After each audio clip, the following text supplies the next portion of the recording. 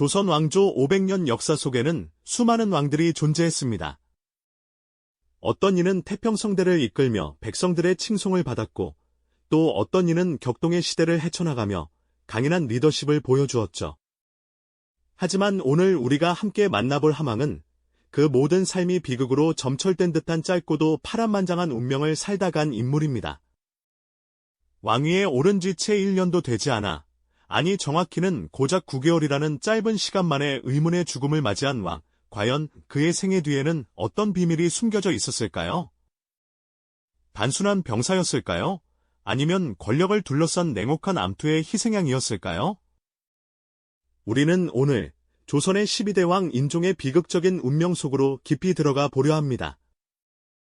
그의 이야기는 예측 불가능한 운명과 권력의 어두운 이면을 생생하게 보여줄 것입니다. 인종은 1515년 중종의 첫째 아들이자 장남으로 태어났습니다. 당시 왕비였던 장경왕후의 소생이었죠. 왕실의 적통 장남으로 태어났으니 미래의 왕자는 당연히 그의 목처럼 보였습니다. 하지만 그의 운명은 시작부터 순탄치 않았습니다. 그를 낳은 어머니 장경왕후가 산후병으로 세상을 떠나고 만 것이죠. 갓난아이였던 어린 인종에게는 태어나는 순간부터 어머니의 부재라는 거대한 그림자가 드리워졌습니다. 따뜻한 보살핌을 받아야 할 어린 시절, 그는 늘 어딘가 쓸쓸하고 불안정한 환경 속에서 자라야 했습니다. 궁궐의 화려함 속에서도 마치 한 폭의 수묵화처럼 홀로 고독한 시간을 보내는 일이 잦았을 겁니다. 어린 마음에는 알 수 없는 외로움과 막연한 두려움이 가득했을지도 모르죠. 그리고 어린 인종의 삶에 또 다른 거대한 폭풍이 몰아칩니다. 중종에게 새로운 계비, 문정왕후가 들어선 것이죠. 문정왕후는 뛰어난 지략과 강한 의지를 지닌 여인이었습니다. 그녀는 곧 자신의 아들, 경원대곤을 낳게 됩니다. 이제 궁궐 안의 분위기는 완전히 달라지기 시작했습니다.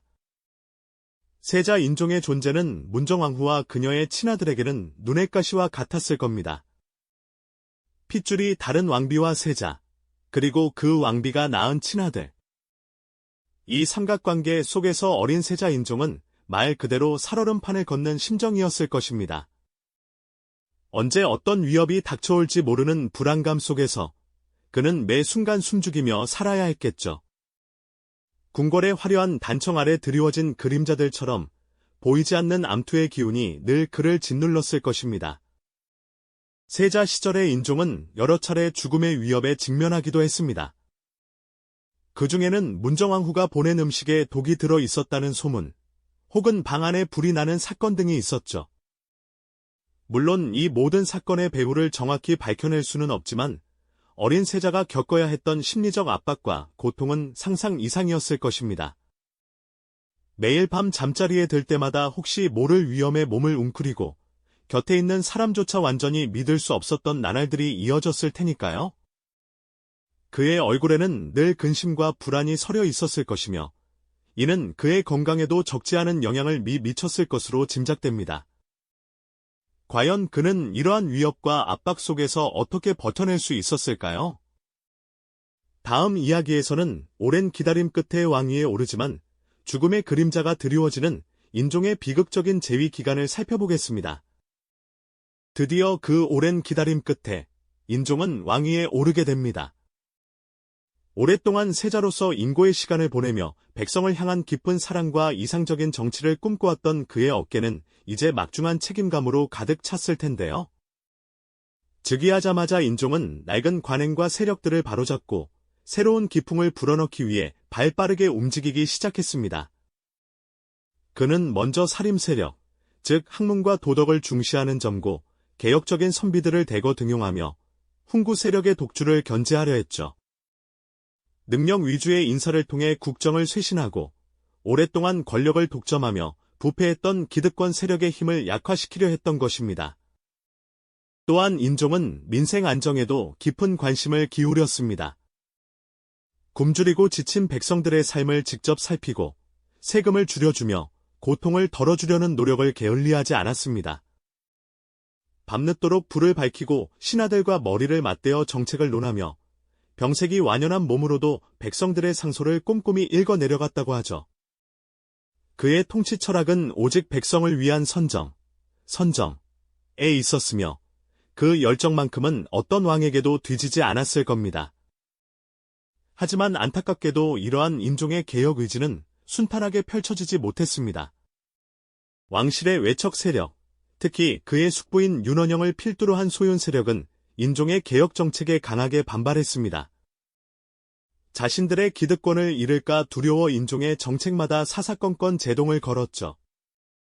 개혁을 꿈꾸는 젊은 왕과 기득권을 지키려는 노련한 외척 세력 사이에 팽팽한 긴장감이 흐르기 시작한 것입니다. 왕의 병세는 점점 깊어지고 있었지만 그의 개혁 의지는 꺾이지 않았습니다. 그러나 병마와 외척의 반발이라는 이중고는 인종을 지치게 만들었고 그가 꿈꾸던 이상적인 세상은 마치 허망한 꿈처럼 손에서 스르륵 빠져나가는 듯했습니다.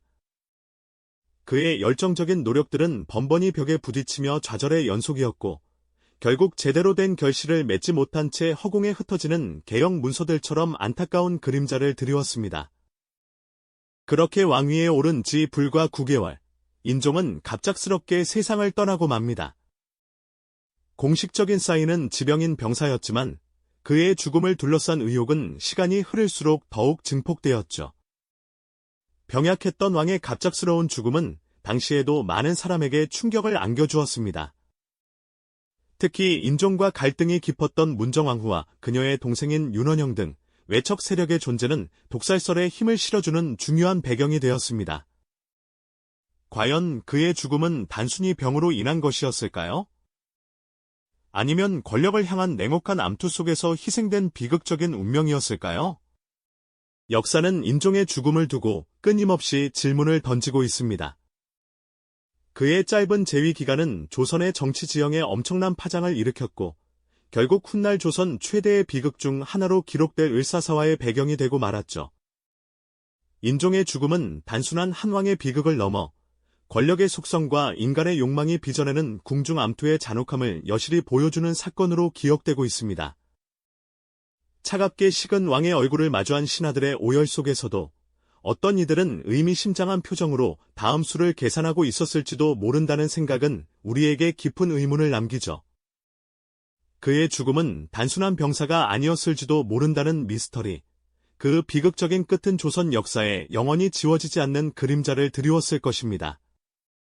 앞서 말씀드렸듯이 인종의 죽음은 단순한 병사가 아니었을지 모른다는 미스터리를 남긴 채 조선 역사에 깊고 어두운 그림자를 드리웠습니다. 과연 그의 짧은 생애는 어떤 발자취를 남겼고 그 죽음 뒤에는 어떤 이야기가 숨겨져 있었을까요?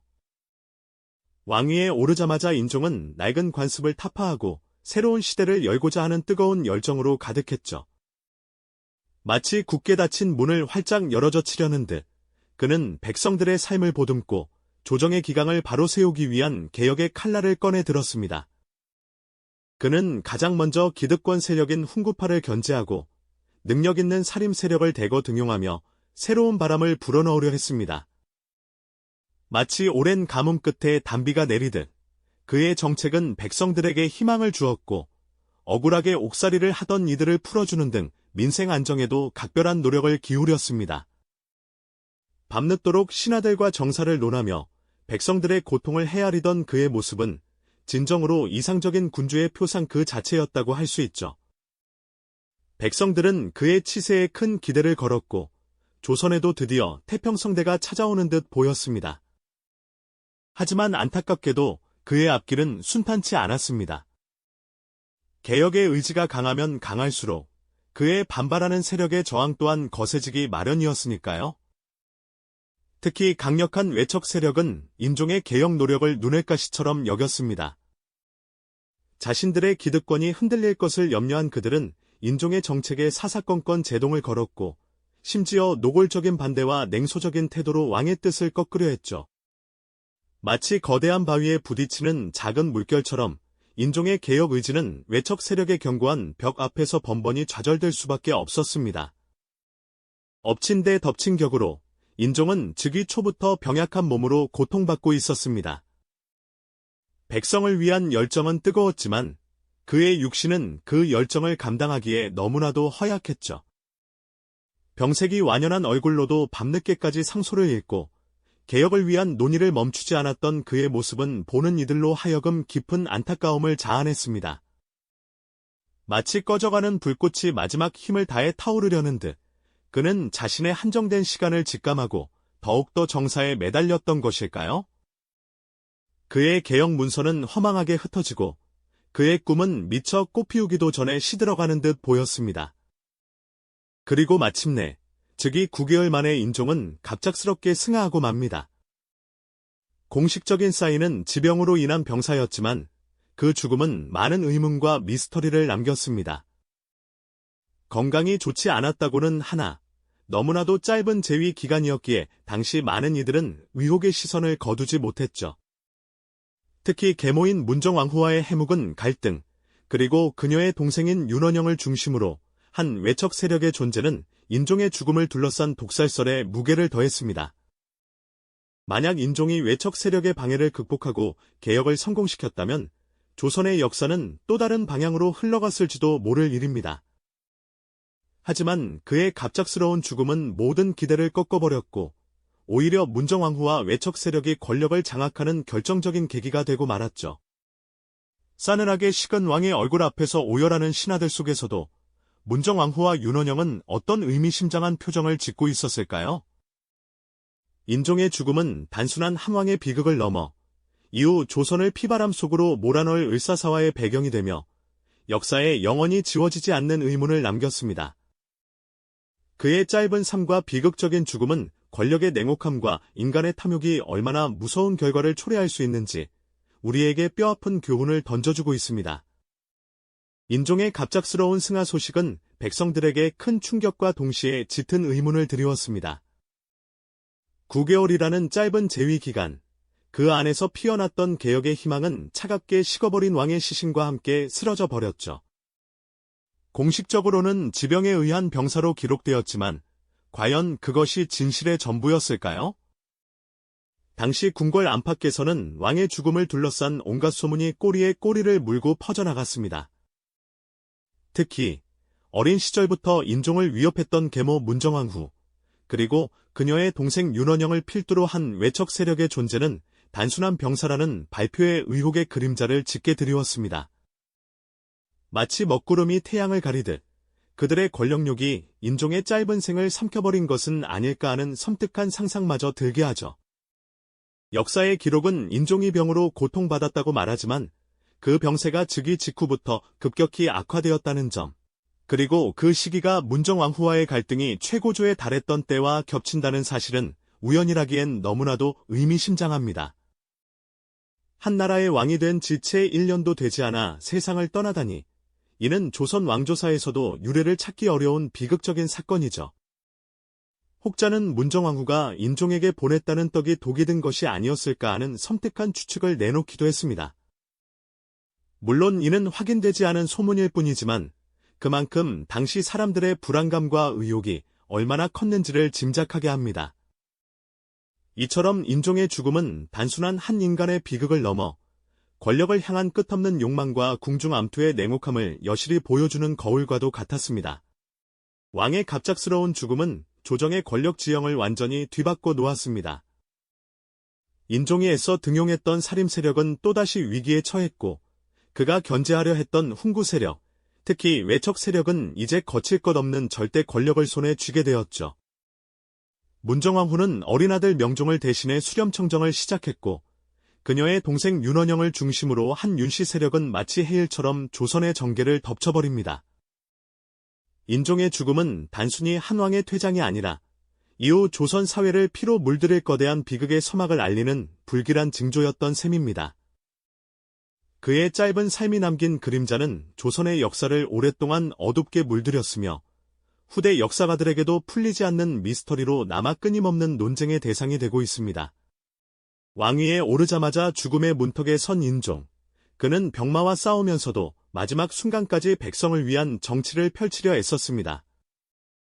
새벽까지 책상에 엎드려 상소를 읽고 개혁의 꿈을 포기하지 않으려 했던 그의 열정은 병색이 완연한 몸을 더욱 쇠약하게 만들었을지도 모릅니다. 하지만 그의 고통스러운 사투는 결국 거대한 권력의 벽에 부딪혀 허망하게 좌절되고 말았죠.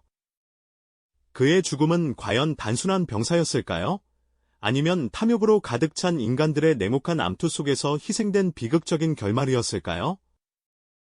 우리는 그의 짧은 생애를 통해 한 개인이 거대한 운명과 맞서 싸우며 겪어야 했던 고통, 그리고 권력이라는 이름 아래 얼마나 많은 순수한 꿈들이 쓰러져 갔는지를 목도하게 됩니다. 인종의 비극은 단순한 역사적 사건이 아니라 인간 본성의 어두운 단면을 보여주는 뼈아픈 교훈으로 우리 가슴에 깊이 새겨질 것입니다.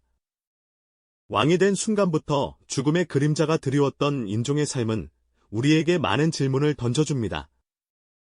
예측할 수 없는 운명 앞에서 인간은 얼마나 나약한 존재인지, 그리고 권력을 향한 욕망이 얼마나 잔혹한 결과를 초래할 수 있는지 말이죠. 그의 짧은 재위 기간은 비록 미완의 개혁으로 끝났지만 백성을 향한 그의 진심과 개혁을 향한 의지는 역사 속에 잊히지 않는 발자취를 남겼습니다. 그러나 그의 죽음은 모든 것을 멈추게 했고 오히려 조선을 또 다른 피바람 속으로 몰아넣는 계기가 되고 말았습니다.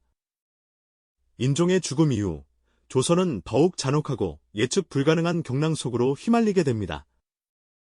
다음 시간에는 인종의 비극적인 죽음 뒤 찾아온 조선 최대의 피바람, 바로 을사사화의 전말을 더욱 깊이 파헤쳐보는 시간을 갖겠습니다. 이 영상이 도움이 되셨다면 좋아요와 구독 부탁드립니다. 여러분의 응원이 제게 큰 힘이 됩니다. 다음 영상에서도 더 유용한 정보를 공유하겠습니다. 감사합니다.